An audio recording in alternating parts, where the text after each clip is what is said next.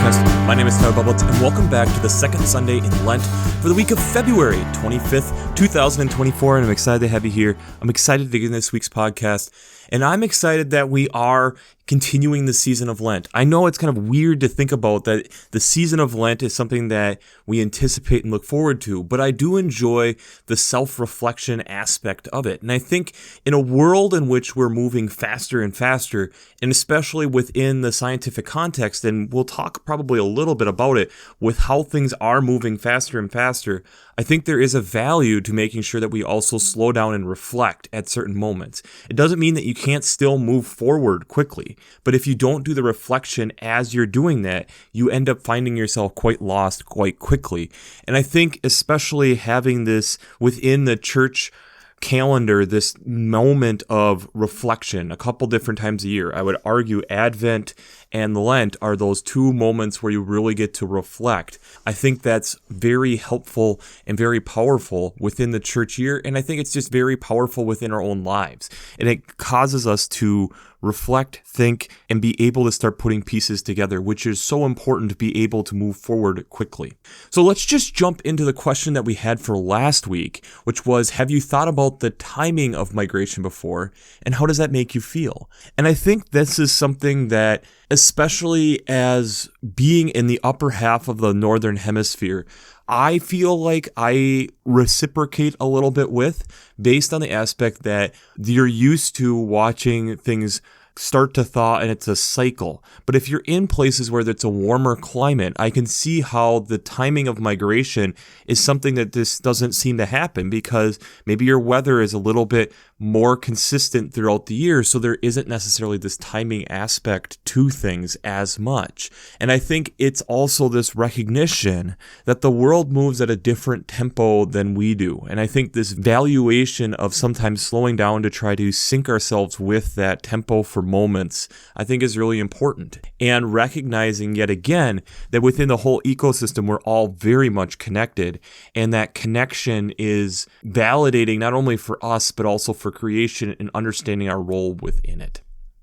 So let's just jump into it for this week.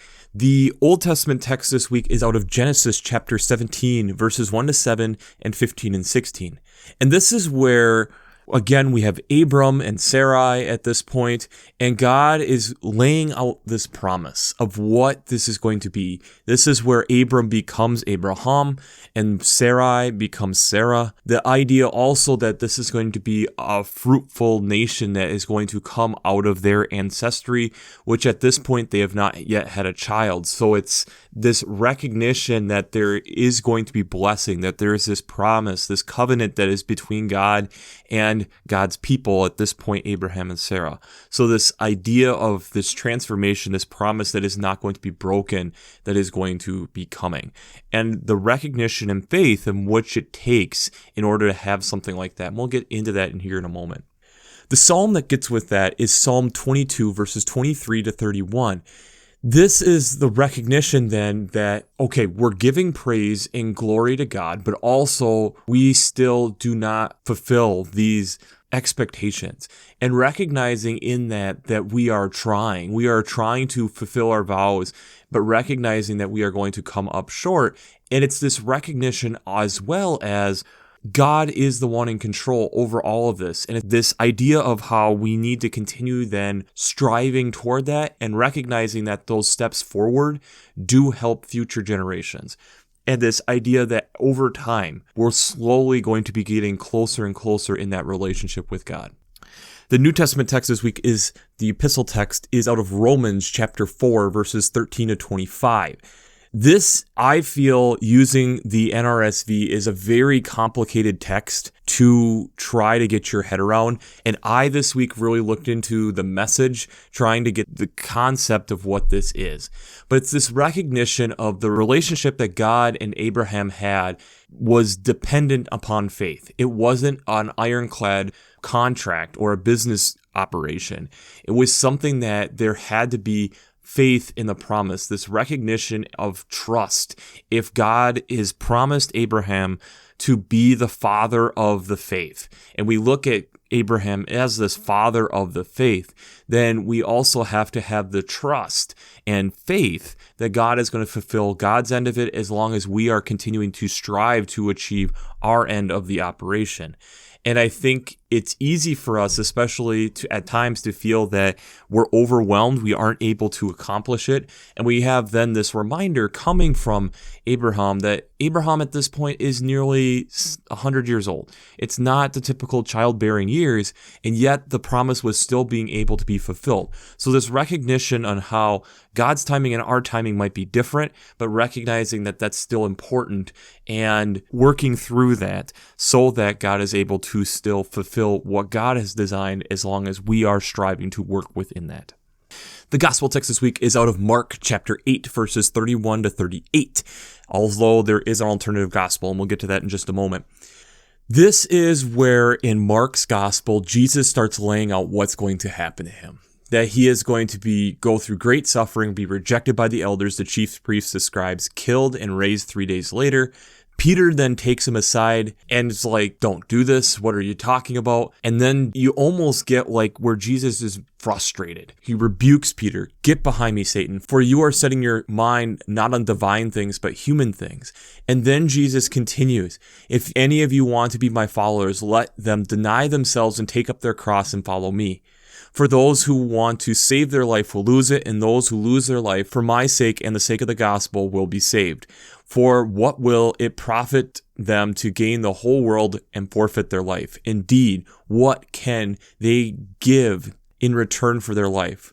Those who are ashamed of me and my words in this adulterous and sinful generation, of them the Son of Man will be ashamed when he comes in the glory of his Father with the holy angels. That is then coming from verse 34 to 38. This recognition on how we have to recognize that we are called to something greater than what we necessarily look at here in the here and now, and trying to be able to blend those two and not necessarily get consumed with what is going on in the here and now. And sometimes that means making adjustments, and that can be extremely difficult. The alternative gospel this week is one we had a few weeks ago with the Transfiguration, but if your church didn't celebrate the Transfiguration, it is Mark chapter 9, verses 2 to 9. So this is, again, the story of where Jesus took Peter, James, and John up a high mountain by themselves, and he becomes dazzling white. He have Elijah and Moses with him. Peter then makes the statement of let's make 3 dwellings. They become terrified. There's a shadow that comes over. The voice of the Lord comes. This is my son, the beloved. Listen to him. Suddenly things return to normal. Jesus is just there. They go down the mountain and Jesus tells them not to tell anybody. So this recognition of, again, the power and might of God, but also still leaving people perplexed in what the heck is all going on. So, before we jump into how faith and science come together this week, we have to do a shameless plugs. Working Preacher, if you have a working preacher, I'd highly recommend it. Between the Sermon Brainwaves podcasts, their commentaries, their discussions. Since I'm not an ordained minister, I use them on a weekly basis to help give some direction, ideas, and be able to look at these texts in a critical way. There's a great resources over there and years of commentaries and discussions. So, if you haven't checked out Working Preacher, I'd highly recommend it. I'd also highly recommend checking out the Revised Common Lectionary coming from Vanderbilt's Divinity Library. I really enjoy how to lay out the text each week, but along with having the art, prayers, hymns, colors, even daily devotion and readings, I'd highly recommend checking it out. It's a great way to be prepping for the upcoming week in worship. And as we talked about, yes, this is great for preachers who are going to be up front and preaching, but it's also important for us who are going to be in the pews week to week to mentally be preparing. And so this is a great resource to be able to help you prepare for worship week to week. As we are in this Lent season, this is a great opportunity for you to be doing some of that prep work as we are doing a lot of that self-reflection. So if you haven't checked out the Revised Common Lectionary coming from Vanderbilt's Divinity Library, I'd highly recommend that also. I'd also highly recommend checking out the Green Blades Preaching Roundtable and the Green Blades Rising publication. It's either a weekly or monthly newsletter reflection, which covers a wide variety of ecological echoes, implications, and urgencies to bring up in your preaching. The newsletter also includes a lot of other different events and different ideas on how to be able to think about your environmental footprint. If you are spending a half an hour each week listening to me talk about this stuff, I'd highly recommend checking out both the Green Blades Preaching Roundtable and the Green Blades Rising publications. It will be the first link in the references section in the show notes. Finally, I'd also highly recommend checking out the Gus Davis Academy for Faith, Science, and Ethics this year, which will be from June 15th to the 21st, 2024 at Gus Davis Adolphus College. And this year's topic is How and Why We Sleep, Revelations in Rest. I am super excited about it. I have had some initial discussions and I am figuring out when I'm going to get down there for it. I had a huge amount of fun last year. You can even go back and look in the archives. We have a short podcast using a lot of the students who were there talking about how they were seeing faith and science come together. So I'd highly recommend checking that out. It's a great place for, especially, it's geared for high schoolers who are kind of trying to figure out how does all this faith, science, and ethics stuff come together. They put on a great program every year. And if you reach out to me, I have a discount code through the end of April. So if you're interested in looking at that, please reach out. Please say if you're looking at this, I'd highly recommend checking out the Gus Davis Faith, Science, and Ethics. And again, there'll be links to that down in the show notes. I'm going to say, especially this week, I'm going to focus a little bit more on the Mark 8 reading, especially that we covered Mark 9 just a couple weeks ago with the Transfiguration. But I do feel like the Transfiguration does still play into this text quite a bit. And especially when we're thinking about promises, covenants that God makes with us, it means that we also have to be flexible. And I think that's one of the things as human beings we really struggle with. We like setting our mind on things, and if things are changing, we don't necessarily adjust well. And we all fall into that in various different forms and fashions. But I think when we look at some of the different history here this week on faith and science in particular, I think there is some things that we can learn from, and especially with where we're at as a current overall church, but also as individuals to make sure that we don't fall into this rut. Because I think the comment of what Peter is stating, when Jesus is making such these big proclamations, and Peter, of course, would be taking him aside. Why are you saying this stuff? This is undermining your whole ministry. What are you doing? Of course, then we have a God who doesn't necessarily work in the way that humans work, reminding us that we sometimes get fixated and focused on a narrow way of looking at things, and we miss the grander picture. So let's get into that this week, and we're going to head to the stars this week. We're going to look at some astronomy that has gone on, and we're going to talk about two people that I know I've never talked about in the podcast before. We're going to talk about Sir Fred Hoyle and Sir Martin Ryle this week and talk about how the universe started. So we're going to start with Fred Hoyle. Fred Hoyle was known for being a big part of stellar nucleosynthesis and was one of the influential authors of B²FH paper, is basically how it's known. That paper's title was Synthesis of the Elements in the Stars, which basically was how did we get the elements of the Earth that are heavier than iron, and being able to take between him and a few other authors, hence why it's known as B²FH, is taking their last name's initials and throwing it together. And it's been a highly influential paper for astronomy and nuclear physics on how these elements and ions work together to create the elements that we have now.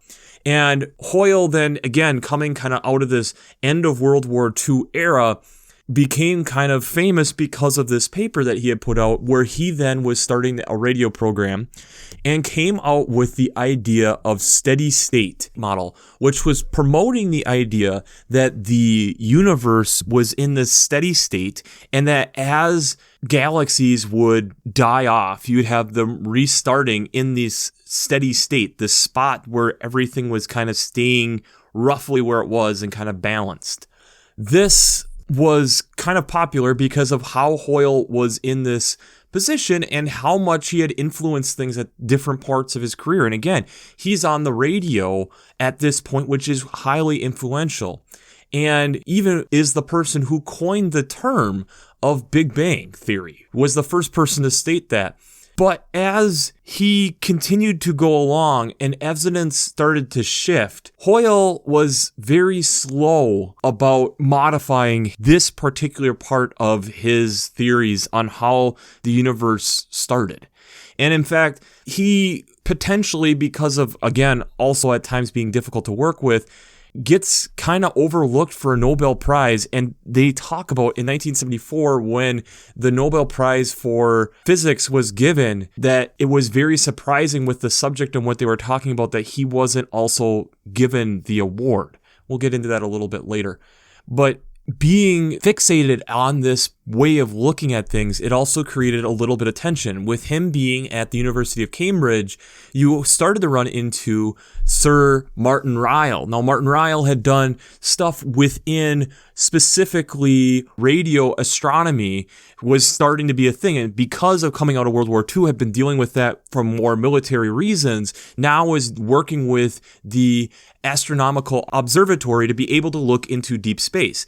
And based on the idea that if Hoyle's theory was correct, there should be a lot of these different radio waves coming from all over the place. And again, we should have a fairly consistent radio waves. Whereas if we had a single point, there should be having radio waves, like, think of it kind of like echoes coming back, and it should be these distant old radio waves of what they were picking up.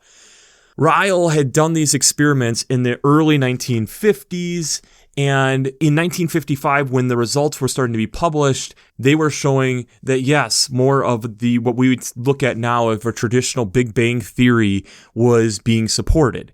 Now, Ryle ran into some issues in the aspect that initially, when Ryle was publishing his papers, there were some errors that they had overlooked, and when others tried to replicate Ryle's data, they had trouble doing so. Ryle then went back and was able to do some additional revisions and some additional tests through the late 1950s into the 60s, which continued to support this Big Bang theory. Whereas Hoyle then stayed put, made some revisions to his steady state model, but as many of us kind of know now, the leading theory for how the universe and how we're understanding it currently is the Big Bang theory. Now, it's not that Hoyle didn't do amazing work in what Hoyle did throughout his whole life.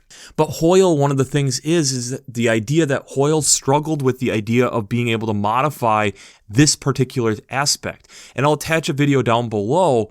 Part of where Hoyle liked being contrarian on this stuff stems from, one, the aspect of him even admitting near the end of his life that, yes, the Big Bang Theory had good proponents, but he liked the idea of being open to another idea, specifically coming from some different childhood experiences where people were speaking in absolutes. But Hoyle was able to find within that there's certain times where the absolutes don't necessarily work. And so liked being a little bit contrarian that way. But also that contrarianness cost him potentially getting a Nobel Prize in physics, like Martin Ryle got in 1974, for some of this stuff with radio astronomy. This isn't that different than what the church went through with Galileo. And one of the things that I think is really overlooked with the stuff with Galileo, and if you're wanting more information on that, I talked about that in my 2018 podcast, which will be linked down in the show notes. But there was a discussion in 1615 as Galileo was starting to look into telescopes, and we had Copernicus has already put out his theory, Johannes Kepler was starting to show movement, and as Galileo is starting to look through telescopes and is starting to argue and wrote in his Doctrine of Accommodation to the letters to the Grand Duchess of Christina, was stating that the Bible was written in a way to be accessible even to the uneducated. Therefore, every word in the Bible cannot be taken literally. It cites an example, Galileo, in which God has described having hands, which St. Augustine alluded to as not being literal. So the idea of what Galileo was even getting at when he was doing his initial research was the idea that the Bible is there to give us guide rails. As we discover more things, it's not necessarily that we get rid of the guide rails. It helps us understand how things are happening and that we're understanding more of who God is. As Galileo is talking about, is more the idea of how stuff happened, and the Bible giving more the why stuff happened. And that's the conflict that we get a lot of times with this faith and science debate and feuds. The Catholic Church, in that time of Galileo, the thing that they kept fighting over was a couple different Bible passages that where the sun was being held up and not going down. So the idea that we were the center of the universe compared to the idea that we were circling around the sun. And if you're wanting a couple of those verses to look at The places to look at for that would be Joshua 10:13. So the sun stood still in the midst of the heaven, but also Isaiah 40:22. The heavens stretched out as a curtain above the circle of the sun. There was a couple of these different scriptures where at that point the Catholic Church struggled with recognizing what was being discovered. And again, we've talked about that it took like 150 years for the Catholic Church to acknowledge some of the stuff with Galileo, and even into the 1990s, being able to fully recognize some of the different things that Galileo was stating. This is where, again, where at times as humans, we can get really stuck. And I understand from Hoyle's standpoint, there is a value to making sure you have a contrarian viewpoint, to making sure that you're keeping that open. But that's part of what science is, especially if it hasn't gotten into scientific law. And we've talked about this before, how it is so rare to get to scientific law because you have to leave a margin of doubt in there for something else to potentially come in. So just because we have the theory of the Big Bang doesn't make it this ironclad thing. There is room for us to be able to look and adjust and reflect on some of these ideas. This is where, as a body, as a church, we have to be okay and flexible with the idea of evolving change. Peter, when calling out Jesus here, is stating that the framework of what I am seeing you do and what you now are talking about does not line up.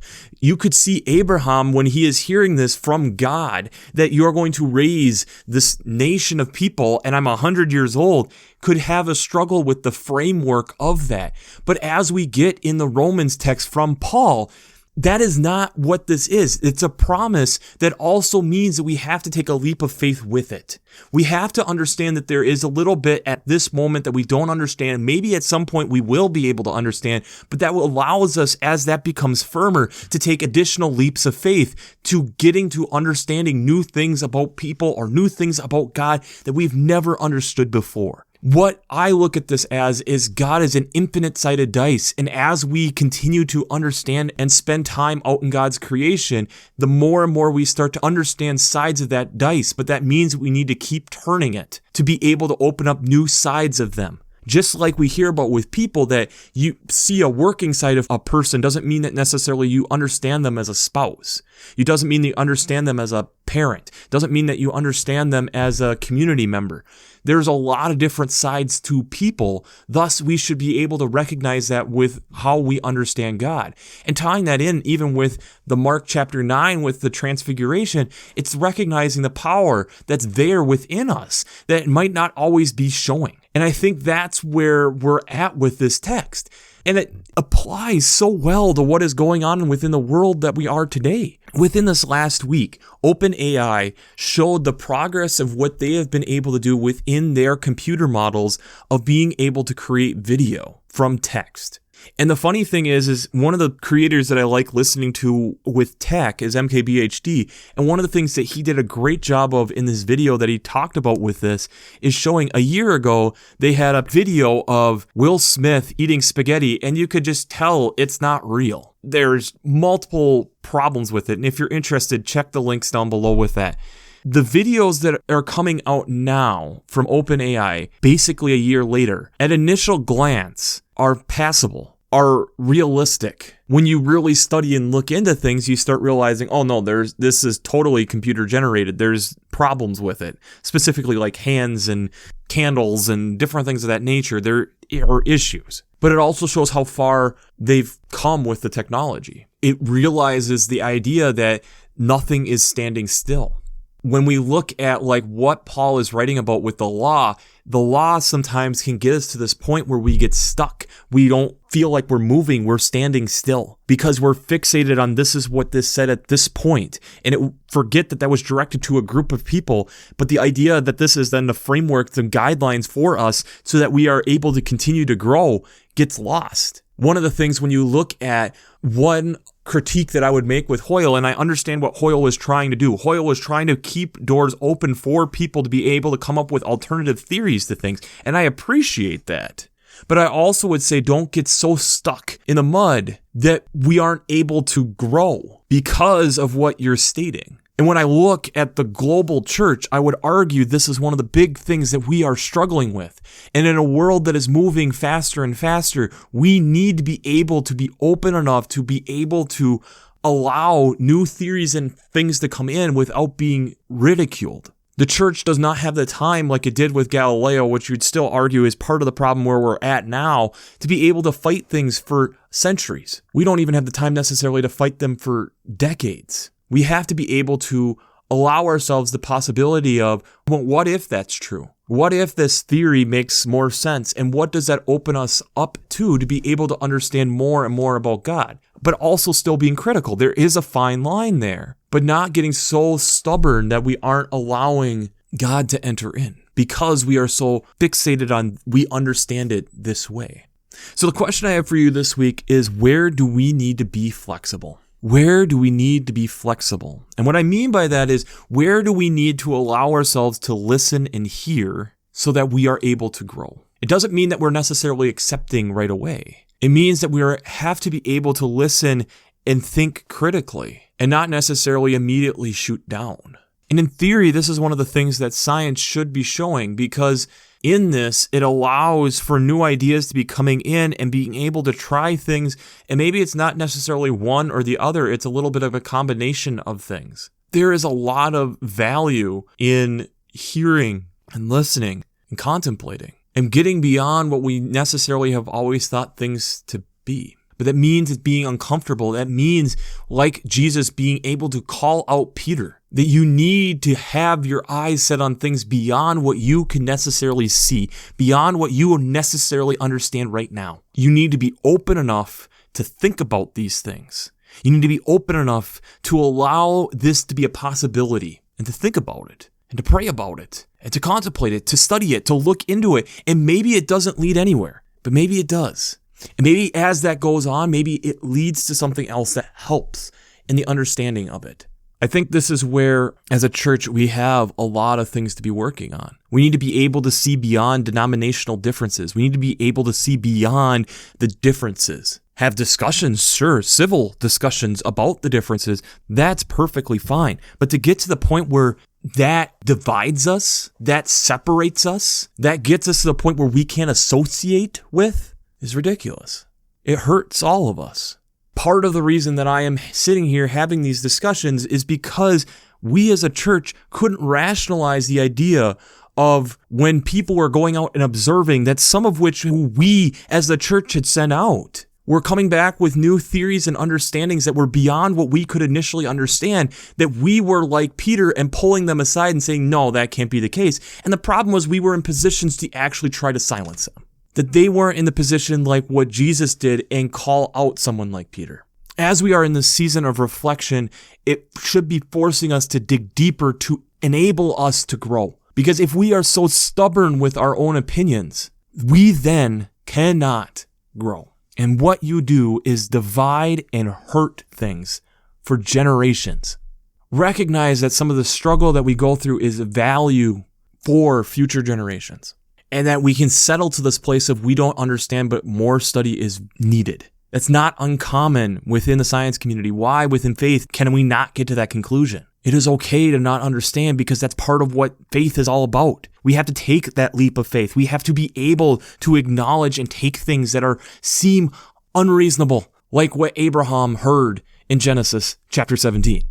It seems unreasonable, but yet we know the story. We know what happens. It still happens. And I would bet Abraham and Sarah had plenty of laughs about this. Even as they were trusting in it, there was probably plenty of laughs that there is no way that this is going to happen. And yet it does. Why are we sometimes so insistent that we understand how things are done, or we understand what God is, or we understand all this, that we don't allow ourselves to actually grow?